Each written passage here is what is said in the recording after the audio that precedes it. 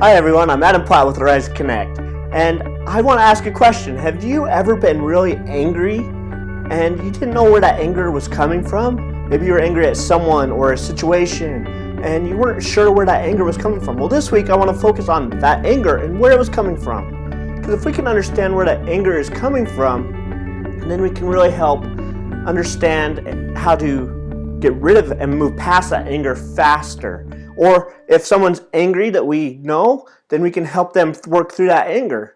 So what is anger and where does it come from? I was at a conference about a month or so ago, and one of the presenters talked about how anger always comes from fear.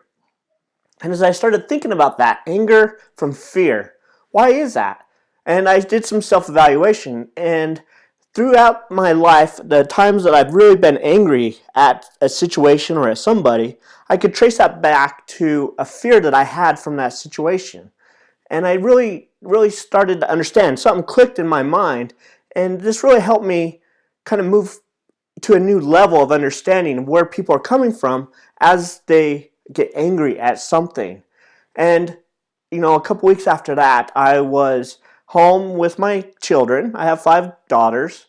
My 2 oldest had gone to a church activity, and my 3 youngest, I have twins that are 4, and then I have a 7-year-old. They were just out playing with some friends, and they were having a good time. I let the 4 and 7-year-old go out and play because we live on a very safe street, lots of kids, and they were outside playing. And I went out to get them because it was starting to get dark, and I said to the 7-year-old, I said, "Hey, where's your twin sisters?" And she's like, "I don't know." I'm like, "Is she over at the neighbors?" Because they'll go over. They have a little daughter. The neighbor's daughter is about the same age, and they'll go pull over there and play. And she's like, "No, I checked." I'm like, "What do you mean you checked? You don't know where she's at?" "No, I haven't seen them." So I walked around the house and I looked for them. Well, I couldn't find them.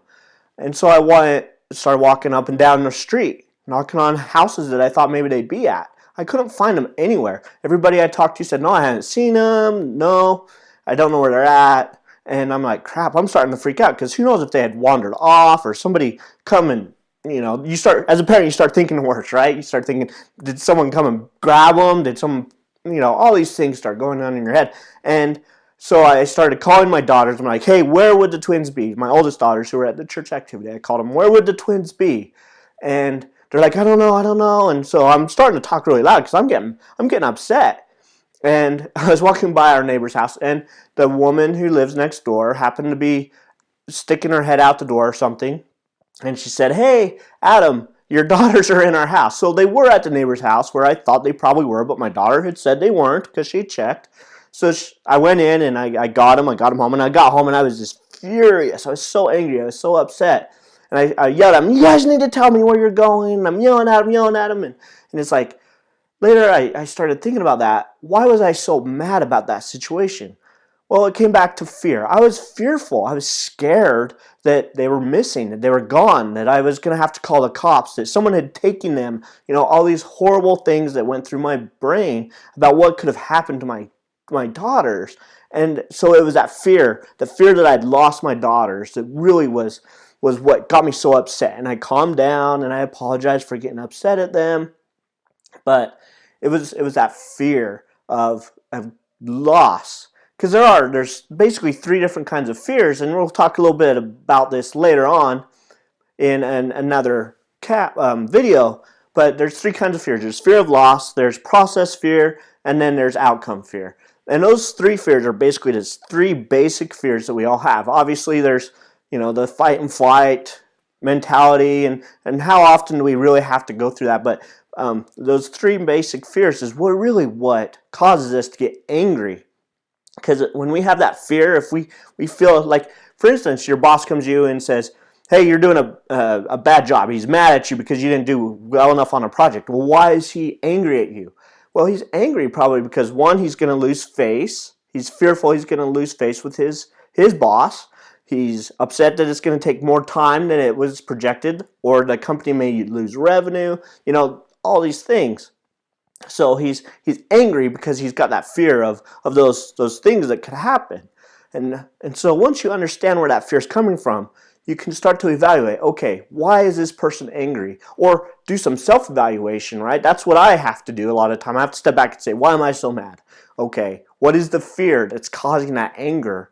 And once you step back and you start to understand where that fear is coming from, then you can really overcome that anger super fast, and you can understand where that fear is what's causing that, and you can move past it, because fear is not, it's a tough thing to overcome, but it can be overcome. Yeah, it may take work, it may take effort, but you can overcome that fear if you understand where it's coming from. So how does this relate to why I'm talking about it, right? Is so important, because anger and fear, when your loved one gets mad at you, then you can step back and say, why are they angry? What's the fear behind it? And then you can talk to that fear. You don't talk and focus on the anger. You don't say, why are you so mad? You say, okay, I understand you're mad. What's going on? And you get to the root of the problem, the root cause of what's causing that fear, that anger. And it goes for anything. It goes for how you act, how you interact with your children, how you interact with your coworkers, how you interact, all your relationships. If you understand really where that fear is causing that anger, then you can start to curve how to handle and to overcome it sooner and faster.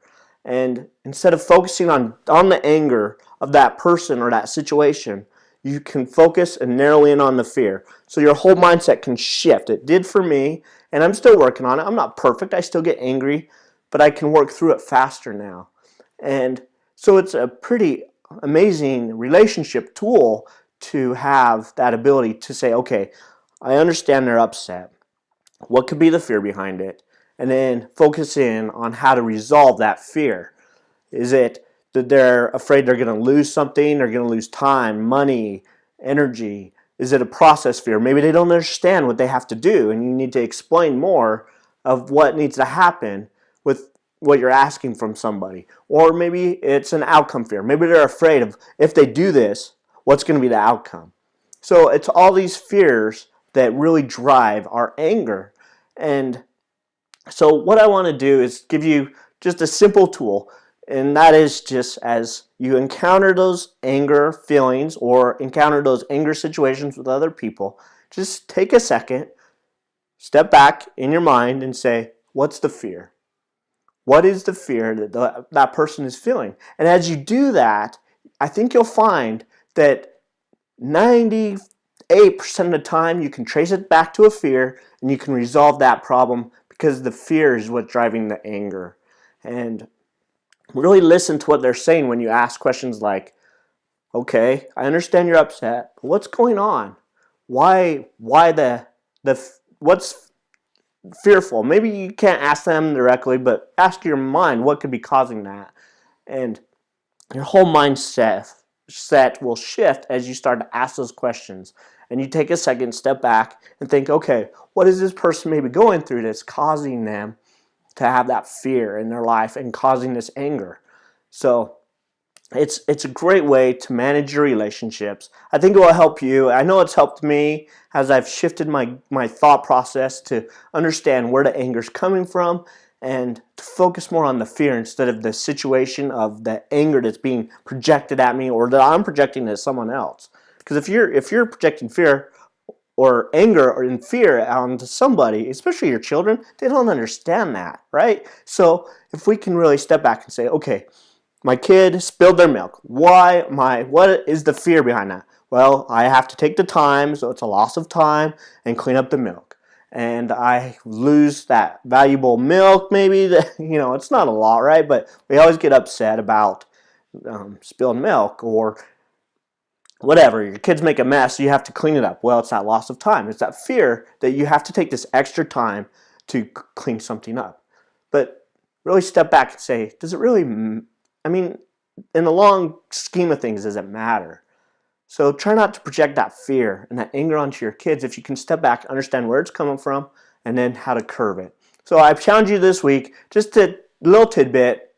Think about that and see how that can help you maybe strengthen your relationships with your family, your coworkers, your friends, your loved ones, all those people around you. I know it's helped me. I know it can help you if you really just give it some thought and step back and think for a minute before you get angry, or if somebody's angry in a situation, how you can help resolve that fear. So I hope you have a great week.